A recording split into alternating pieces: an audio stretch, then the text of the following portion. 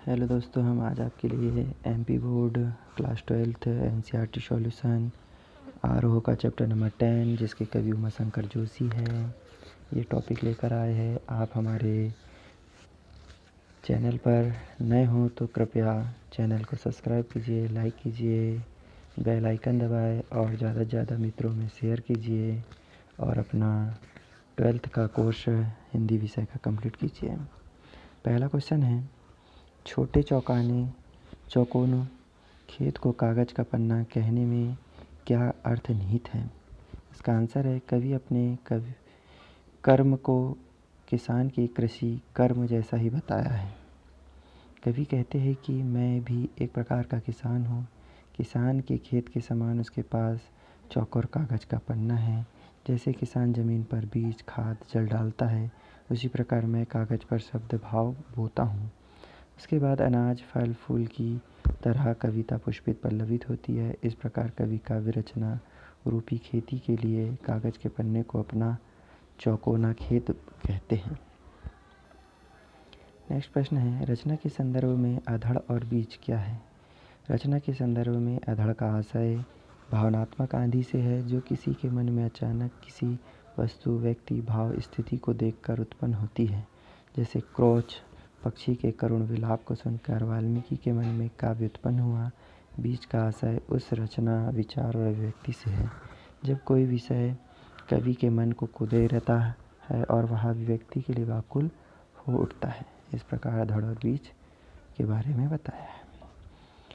रस का अक्षय पात्र से कवि ने रचना कर्म की किन विशेषताओं की ओर इंगित किया है? तो इसका आंसर है, कवि ने रचना कर्म अर्थात कविता को रस को अक्षय पात्र कहा है। काव्य का आनंद दिव्य व कालजयी होता है।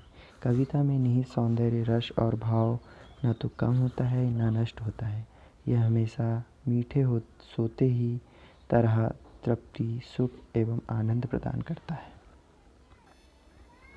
व्याख्या करें निम्न पंक्ति का। शब्द के अंकुर फूटे, पल्लव पुष्पों से नामित हुआ विशेष। इसका आशय है, छोटा मेरा खेत खेती के रूपक द्वारा काव्य रचना प्रक्रिया को स्पष्ट किया गया है। जिस प्रकार धरती में बीज बोया जाता है और वह बीज विभिन्न रसायनों, हवा, पानी आदि को पीकर तथा विभिन्न चरणों से गुजरकर बड़ा होता है, उसी प्रकार जब कवि को किसी भाव का बीज मिलता है तब कवि उसे आत्मसात करता है। उसके बाद बीज में से शब्द रूपी अंकुर फूटते हैं, उसमें विशेष भावों के पत्ते और फूले पनपते हैं, तत्पश्चात कविता का जन्म होता है। नेक्स्ट टॉपिक है, कटाई अनंतता की लूटते रहने से जरा भी कभी नहीं कम होती। उत्तर है, साहित्यिक कृति से जो अलौकिक रस धारा फूटती है उसमें निहित सौंदर्य, रस और भाव न तो कम होता है न नष्ट होता है। इसका बीज तो क्षण भर में बोया जाता है, किंतु उस रोपाई परिणाम यह होता है कि यह रस धारा अनंत काल तक चलने वाली कटाई के रूप में आनंद देता रहता है। जितना लोग उसका सुख उठाते हैं उतना ही यह बढ़ते रहता है। नेक्स्ट प्रश्न है, शब्दों के माध्यम से जब कवि दृश्यों, चित्रों, ध्वनि योजना अर्थात अथवा रूप, रंग, रस, गंध को हमारे इंद्रिय अनुभवों में साकार कर देता है तो बिंब का निर्माण होता है। इस आधार पर प्रस्तुत कविता से बिंब की खोज करें। इसका आंसर है, इन कविताओं में दृश्य बिंब उखेरे गए जैसे छोटा मेरा खेत चौकोना, कागज़ का एक पन्ना, शब्द के अंकुर फूटे, पल्लव पुष्पों से नमित, झूमने लगे फल, नभ में पाती बंधे, बबूलों के पंख।